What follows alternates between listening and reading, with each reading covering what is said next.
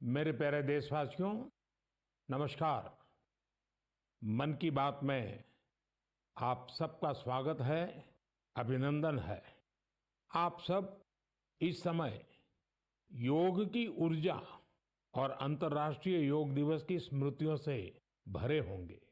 इस बार भी 21 जून को देश दुनिया के करोड़ों लोगों ने अंतर्राष्ट्रीय योग दिवस में हिस्सा लिया। आपको याद है, 10 साल पहले इसका प्रारंभ हुआ और 10 साल में ये सिलसिला हर साल पहले से भी ज्यादा भव्य बनता जा रहा है। ये इस बात का भी संकेत है कि ज्यादा से ज्यादा लोग अपने दैनिक जीवन में योग को अपना रहे हैं। हमने इस बार योग दिवस की कितनी ही आकर्षक तस्वीरें देखी हैं। विशाखापत्तनम के समुद्र तट पर 3 लाख लोगों ने एक साथ योग किया। विशाखापत्तनम से ही एक और अद्भुत दृश्य सामने आया। 2000 से ज्यादा आदिवासी छात्रों ने 108 मिनट तक 108 सूर्य नमस्कार किए। सोचिए, कितना अनुशासन, कितना समर्पण रहा होगा। हमारे नौसेना के जहाजों पर भी योग की भव्य झलक दिखी। तेलंगाना में 3000 दिव्यांग साथियों ने एक साथ योग शिविर में भाग लिया। उन्होंने दिखाया कि योग किस तरह सशक्तिकरण का माध्यम भी है।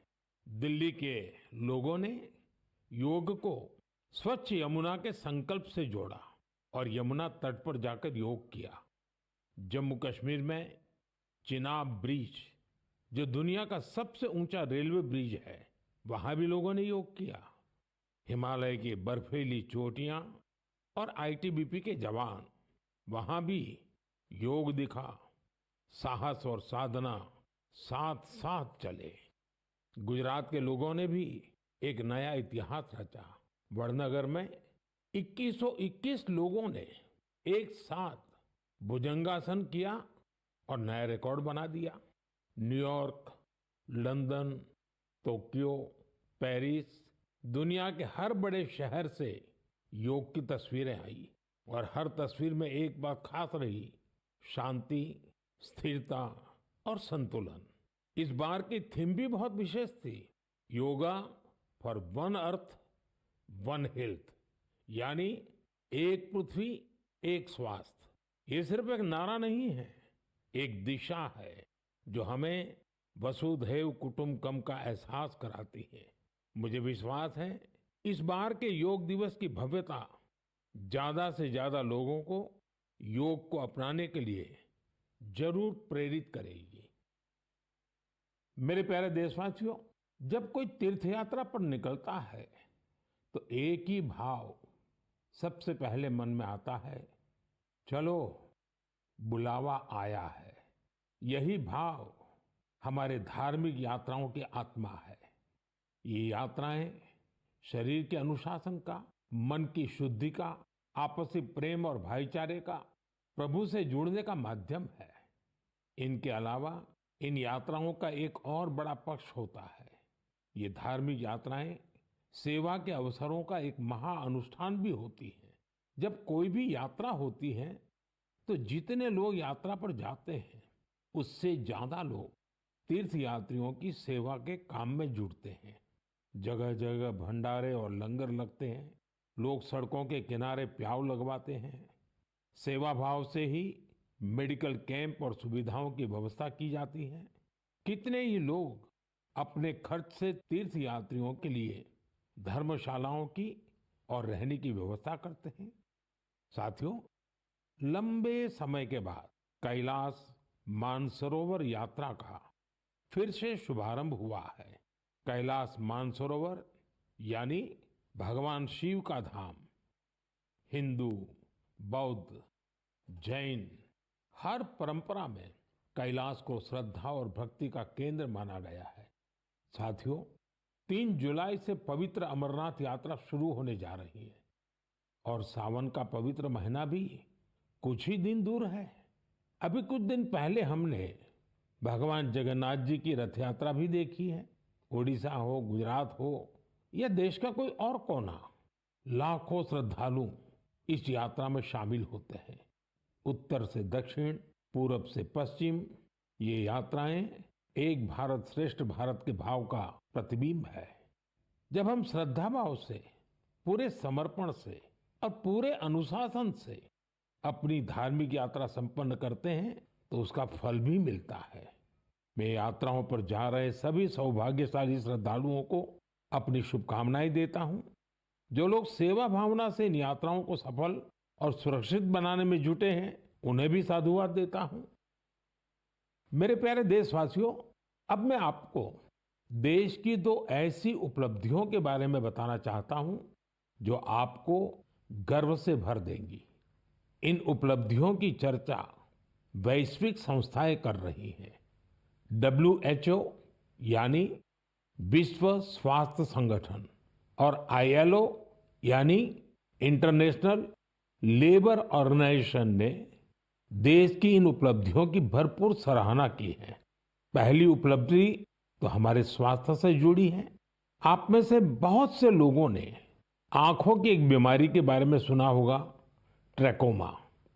ये बीमारी बैक्टीरिया से फैलती है।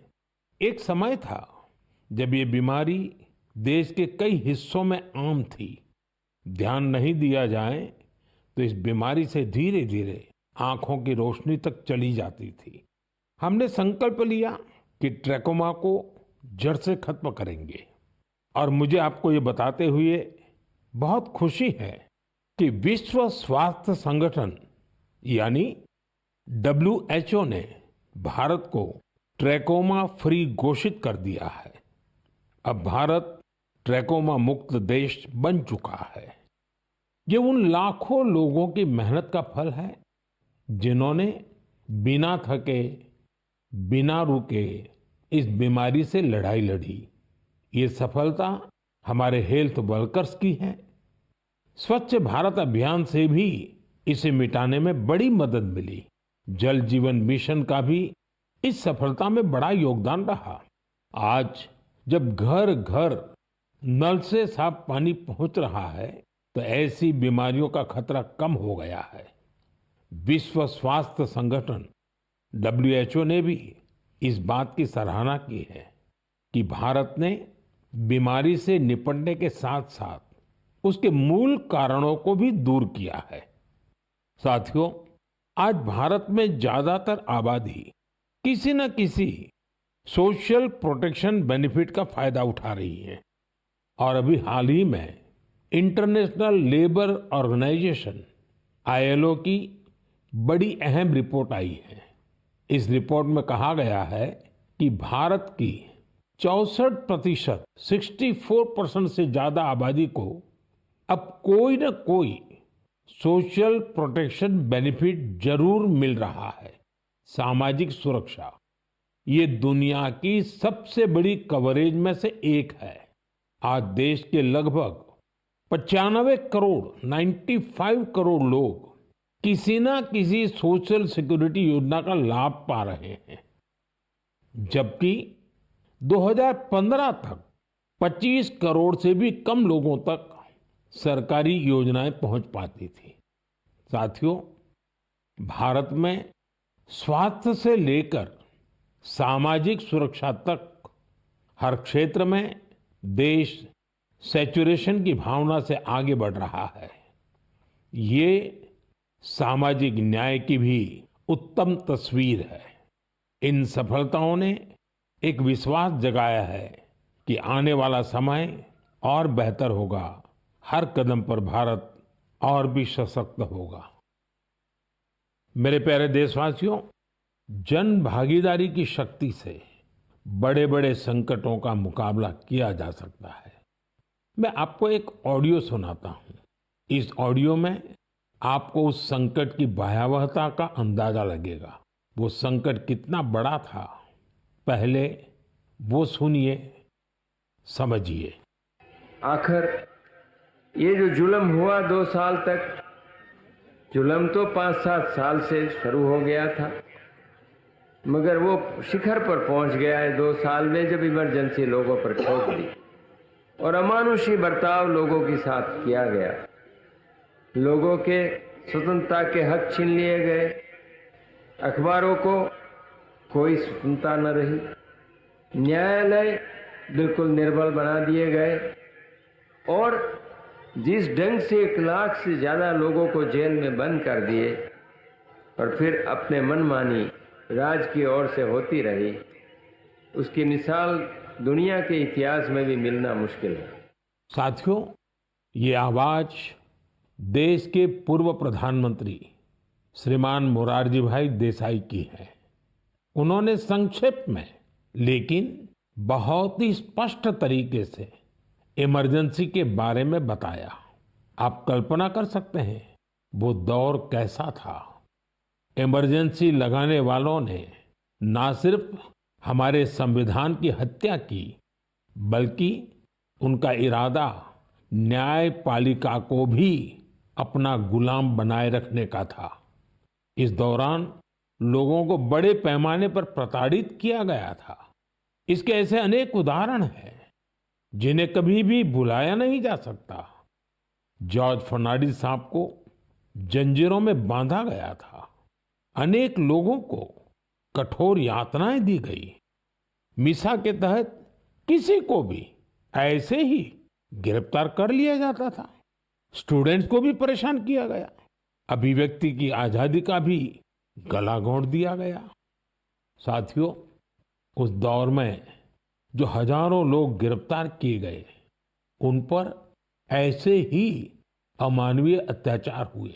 लेकिन ये भारत की जनता का सामर्थ्य है कि वो झुकी नहीं, टूटी नहीं और लोकतंत्र के साथ कोई समझौता उसने स्वीकार नहीं किया। आखिरकार जनता जनार्दन की जीत हुई। आपातकाल हटा लिया गया और आपातकाल थोपने वाले हार गए। बाबू जगजीवन राम जी ने इस बारे में बहुत ही सशक्त तरीके से अपनी बातें रखी थी।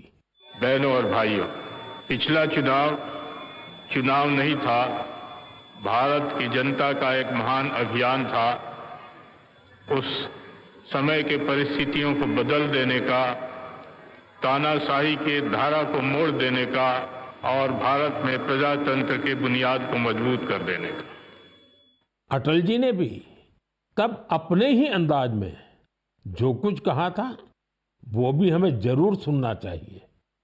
बहनों और भाइयों, देश में जो कुछ हुआ उसे केवल चुनाव नहीं कह सकते।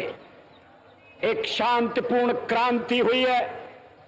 लोक शक्ति की लहर ने लोकतंत्र की हत्या करने वालों को इतिहास के कूड़ेदान में फेंक दिया है।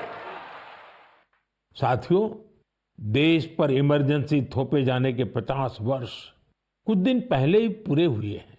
हम देशवासियों ने संविधान हत्या दिवस मनाया है। हमें हमेशा उन सभी लोगों को याद करना चाहिए जिन्होंने इमरजेंसी का डटकर मुकाबला किया था। इससे हमें अपने संविधान को सशक्त बनाए रखने के लिए निरंतर सजग रहने की प्रेरणा मिलती है। मेरे प्यारे देशवासियों, आप एक तस्वीर की कल्पना कीजिए। सुबह की धूप पहाड़ियों को छू रही है। धीरे धीरे उजाला मैदानों की ओर बढ़ रहा है और उसी रोशनी के साथ बढ़ रही है फुटबॉल प्रेमियों की टोली। सीटी बजती है और कुछ ही पलों में मैदान तालियों और नारों से गूंज उठता है। हर पास, हर गोल के साथ लोगों का उत्साह बढ़ रहा है। आप सोच रहे होंगे कि कौन सी खूबसूरत दुनिया है। साथियों, ये तस्वीर असम के एक प्रमुख क्षेत्र बोडोलैंड की वास्तविकता है। बोडोलैंड आज अपने एक नए रूप के साथ देश के सामने खड़ा है। यहाँ के युवाओं में जो ऊर्जा है, जो आत्मविश्वास है, वो फुटबॉल के मैदान में सबसे ज्यादा दिखता है। बोडो टेरिटोरियल एरिया में बोडोलैंड कैंप कप का आयोजन हो रहा है। ये सिर्फ एक टूर्नामेंट नहीं है, ये एकता और उम्मीद का उत्सव बन गया है। 3,700 से ज्यादा टीमें, करीब 70,000 खिलाड़ी और उनमें भी बड़ी संख्या में हमारी बेटियों की भागीदारी। ये आंकड़े बोडोलैंड में बड़े बदलाव की गाथा सुना रहे हैं। बोडोलैंड अब देश के खेल नक्शे पर, स्पोर्ट्स के मैप पर अपनी चमक और बढ़ा रहा है। साथियों, एक समय था जब संघर्ष ही यहाँ की पहचान थी। तब यहाँ के युवाओं के लिए रास्ते सीमित थे, लेकिन आज उनकी आंखों में नए सपने हैं और दिलों में आत्मनिर्भरता का हौसला है। यहाँ से निकले फुटबॉल खिलाड़ी अब बड़े स्तर पर अपनी पहचान बना रहे हैं। हालीचरण नार्जारी, दुर्गा बोरो, अपूर्वा नार्जारी, मनबीर बसुमतारी, ये सिर्फ फुटबॉल खिलाड़ियों के नाम नहीं है, ये उस नई पीढ़ी की पहचान है जिन्होंने बोडोलैंड को मैदान से राष्ट्रीय मंच तक पहुंचाया। इनमें से कई ने सीमित संसाधनों में अभ्यास किया, कई ने कठिन परिस्थितियों में अपने रास्ते बनाए और आज इनका नाम लेकर देश के कितने ही नन्हे बच्चे अपने सपनों की शुरुआत करते हैं।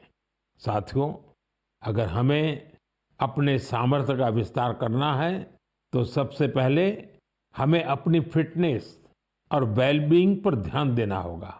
वैसे साथियों, फिटनेस के लिए, ओबेसिटी कम करने के लिए मेरा एक सुझाव आपको याद है ना?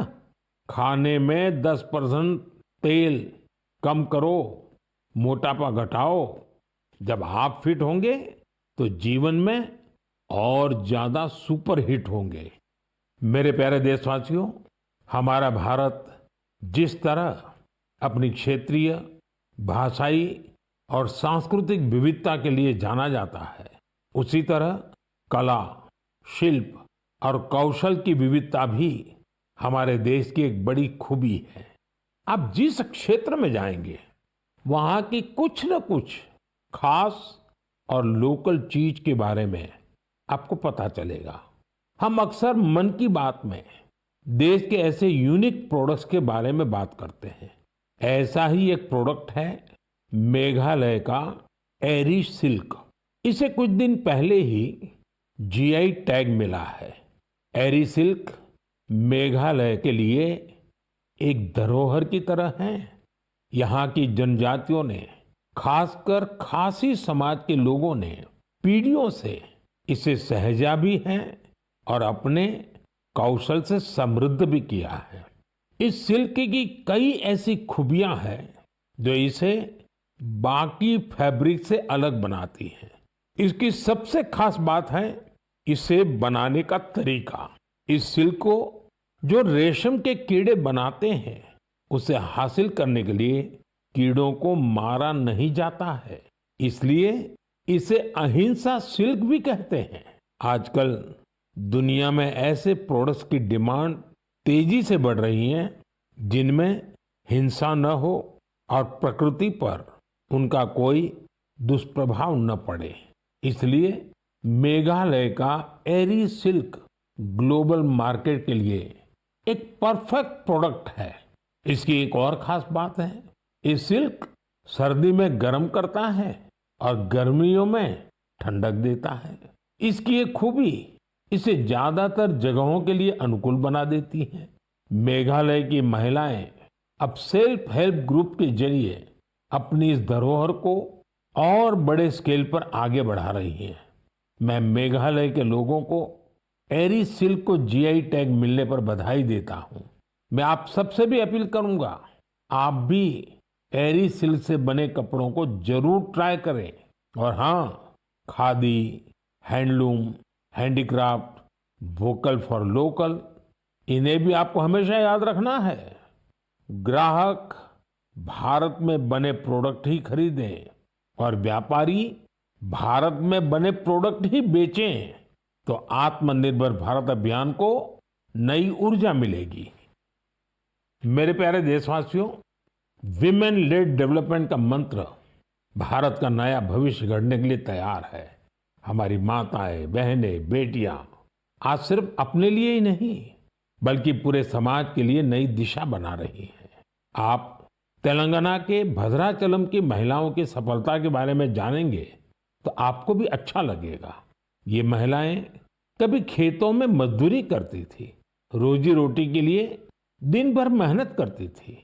आज वही महिलाएं मिलेट्स, श्री अन्न से बिस्किट बना रही हैं। भद्रादी मिलेट मैजिक नाम से ये बिस्किट हैदराबाद से लंदन तक जा रहे हैं। भद्राचलम की इन महिलाओं ने सेल्फ हेल्प ग्रुप से जुड़कर ट्रेनिंग ली। साथियों, इन महिलाओं ने एक और सराहनीय काम किया है। इन्होंने गिरी सैनिटरी पैड्स बनाना शुरू किया। सिर्फ 3 महीने में 40,000 पैड्स तैयार किए और उन्हें स्कूलों और आसपास के ऑफिसों में पहुंचाया, वो भी बहुत ही सस्ती कीमत पर। साथियों, कर्नाटका के कलबुर्गी की महिलाओं की उपलब्धि भी बेहतरीन है। इन्होंने ज्वार की रोटी को एक ब्रांड बना दिया है। इन्होंने जो कोऑपरेटिव बनाई है उसमें हर रोज 3,000 से ज्यादा रोटियां बन रही हैं। इन रोटियों की खुशबू अब सिर्फ गांव तक सीमित नहीं है। बेंगलुरु में स्पेशल काउंटर खुल चुका है। ऑनलाइन फूड प्लेटफॉर्म पर ऑर्डर आ रहे हैं। कलबुर्गी की रोटी अब बड़े शहरों के किचन तक पहुंच रही है। इसका बहुत शानदार असर इन महिलाओं पर पड़ा है। उनकी आय बढ़ रही है। साथियों, अलग अलग राज्यों की इन गाथाओं में अलग अलग चेहरे हैं, लेकिन उनकी चमक एक जैसी है। ये चमक है आत्मविश्वास की, आत्मनिर्भरता की। ऐसा ही एक चेहरा है मध्य प्रदेश की सुमा उइके। सुमा जी का प्रयास बहुत सराहनीय है। उन्होंने बालाघाट जिले के कटंगी ब्लॉक में सेल्फ हेल्प ग्रुप से जुड़कर मशरूम की खेती और पशुपालन की ट्रेनिंग ली। इससे उन्हें आत्मनिर्भरता की राह मिल गई। सुमा उइके की आय बढ़ी तो उन्होंने अपने काम का विस्तार भी किया। छोटे से प्रयास से शुरू हुआ ये सफर अब दीदी कैंटीन और थर्मल थेरेपी सेंटर तक पहुंच चुका है। देश के कोने कोने में ऐसी ही अनगिनत महिलाएं अपना और देश का भाग्य बदल रही हैं। मेरे प्यारे देशवासियों, पिछले दिनों मुझे वियतनाम के बहुत से लोगों ने विभिन्न माध्यमों से अपने संदेश भेजे। इन संदेशों की हर पंक्ति में श्रद्धा थी, आत्मीयता थी। उनकी भावनाएं मन को छूने वाली थी। वो लोग भगवान बुद्ध के पवित्र अवशेषों, रिलिक्स के दर्शन कराने के लिए भारत के प्रति अपना आभार प्रकट कर रहे थे। उनके शब्दों में जो भाव थे वो किसी औपचारिक धन्यवाद से बढ़कर थे। साथियों, मूल रूप से भगवान बुद्ध के इन पवित्र अवशेषों की खोज आंध्र प्रदेश में पालनाडु जिले के नागार्जुन कोंडा में हुई थी। इस जगह का बौद्ध धर्म से गहरा नाता रहा है। कहा जाता है कि कभी इस स्थान पर श्रीलंका और चीन सहित दूर दूर के लोग आते थे। साथियों, पिछले महीने भगवान बुद्ध के इन पवित्र अवशेषों को भारत से वियतनाम ले जाया गया था। वहां के 9 अलग अलग स्थानों पर इन्हें जनता के दर्शन के लिए रखा गया। भारत की पहल एक तरह से वियतनाम के लिए राष्ट्रीय उत्सव बन गई। आप कल्पना कर सकते हैं, करीब 10 करोड़ लोगों की आबादी वाले वियतनाम में 1.5 करोड़ से ज्यादा लोगों ने भगवान बुद्ध के पवित्र अवशेषों के दर्शन किए। सोशल मीडिया पर जो तस्वीरें और वीडियो मैंने देखे, उन्होंने ये एहसास कराया कि श्रद्धा की कोई सीमा नहीं होती।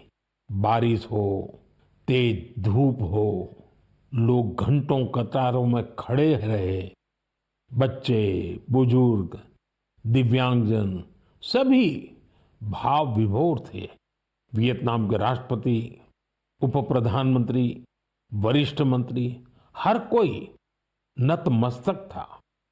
इस यात्रा के प्रति वहां के लोगों में सम्मान का भाव इतना गहरा था कि वियतनाम सरकार ने इसे 12 दिन के लिए और आगे बढ़ाने का आग्रह किया था और इसे भारत ने सहर्ष स्वीकार कर लिया।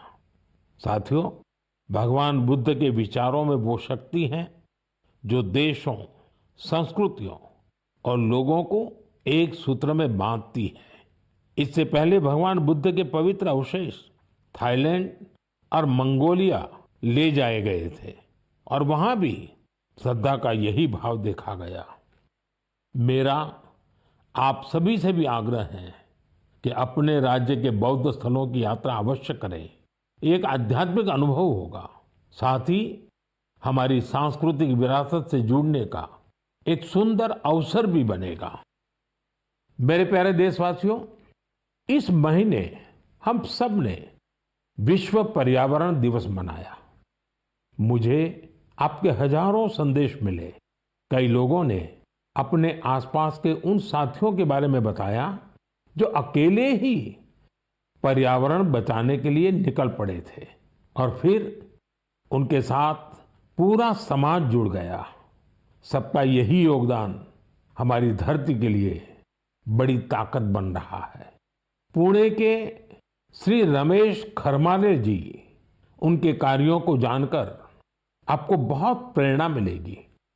जब हफ्ते के अंत में लोग आराम करते हैं तो रमेश जी और उनका परिवार कुदाल और फावड़ा लेकर निकल पड़ते हैं। जानते हैं कहाँ? जुन्नर की पहाड़ियों की ओर। धूप हो या ऊंची चढ़ाई, उनके कदम रुकते नहीं। वो झाड़ियां साफ करते हैं, पानी रोकने के लिए ट्रेंच खोदते हैं और बीज बोते हैं। उन्होंने सिर्फ 2 महीनों में 70 ट्रेंच बना डाले। रमेश जी ने कई सारे छोटे तालाब बनाए हैं, सैकड़ों पेड़ लगाए हैं। वो एक ऑक्सीजन पार्क भी बनवा रहे हैं। नतीजा ये हुआ कि यहाँ अब पक्षी लौटने लगे हैं, वन्य जीवन को नई सांसें मिल रही हैं। साथियों, पर्यावरण के लिए एक और सुंदर पहल देखने को मिली है गुजरात के अहमदाबाद शहर में। यहाँ नगर निगम ने मिशन फॉर मिलियन ट्रीज अभियान शुरू किया है। लक्ष्य है लाखों पेड़ लगाना। इस अभियान की एक खास बात है सिंदूर वन। यह वन ऑपरेशन सिंदूर के वीरों को समर्पित है। सिंदूर के पौधे उन बहादुरों की याद में लगाए जा रहे हैं जिन्होंने देश के लिए सब कुछ समर्पित कर दिया। यहाँ एक और अभियान को नई गति दी जा रही है, एक पेड़ मां के नाम। इस अभियान के तहत देश में करोड़ों पेड़ लगाए जा चुके हैं। आप भी अपने आपके गांव या शहर में चल रहे ऐसे अभियान में जरूर हिस्सा लीजिए। पेड़ लगाइए, पानी बचाइए, धरती की सेवा कीजिए, क्योंकि जब हम प्रकृति को बचाते हैं तो असल में हम अपनी आने वाली पीढ़ियों को सुरक्षित करते हैं। साथियों, महाराष्ट्र के एक गांव ने भी बड़ी शानदार मिसाल पेश की है। छत्रपति संभाजीनगर जिले की ग्राम पंचायत है पाटोदा। ये कार्बन न्यूट्रल गांव पंचायत है। इस गांव में कोई अपने घर के बाहर कचरा नहीं फेंकता। हर घर से कचरा इकट्ठा करने की पूरी व्यवस्था है। यहाँ गंदे पानी का ट्रीटमेंट भी होता है। बिना साफ किए कोई पानी नदी में नहीं जाता। यहाँ उपलों से अंतिम संस्कार होता है और उस राख से दिवंगत के नाम पर पौधा लगाया जाता है। इस गांव में साफ सफाई भी देखते ही बनती है। छोटी छोटी आदतें जब सामूहिक संकल्प बन जाती हैं तो बड़ा बदलाव तय हो जाता है। मेरे प्यारे साथियों, इस समय सबकी निगाहें इंटरनेशनल स्पेस सेंटर पर भी है। भारत ने एक नया इतिहास रचा है। मेरी कल ग्रुप कैप्टन शुभांशु शुक्ला से बात भी हुई है। आपने भी शुभांशु से मेरी बातचीत को जरूर सुना होगा। अभी शुभांशु को कुछ और दिन इंटरनेशनल स्पेस सेंटर रहना है। हम मिशंस के बारे में और बातें करेंगे, लेकिन मन की बात के अगले एपिसोड में अब समय है इस एपिसोड में आपसे विदा लेने का। लेकिन साथियों, जाते जाते मैं आपको एक खास दिन की याद दिलाना चाहता हूं। 1 जुलाई, परसों, यानी 1 जुलाई को हम 2 बेहद महत्वपूर्ण प्रोफेशंस का सम्मान करते हैं, डॉक्टर्स और सीए। ये दोनों ही समाज के ऐसे स्तंभ हैं जो हमारी जिंदगी को बेहतर बनाते हैं। डॉक्टर हमारे स्वास्थ्य के रक्षक हैं और सीए, चार्टर्ड अकाउंटेंट, आर्थिक जीवन के मार्गदर्शक हैं। मेरी सभी डॉक्टर्स और चार्टर्ड अकाउंटेंट्स को ढेर सारी शुभकामनाएं। साथियों, आपके सुझावों का मुझे हमेशा इंतजार रहता है। मन की बात का अगला एपिसोड आपके इन्हीं सुझावों से और समृद्ध होगा। फिर मुलाकात होगी नई बातों के साथ, नई प्रेरणाओं के साथ, देशवासियों की नई उपलब्धियों के साथ। बहुत बहुत धन्यवाद। नमस्कार। Hello friends,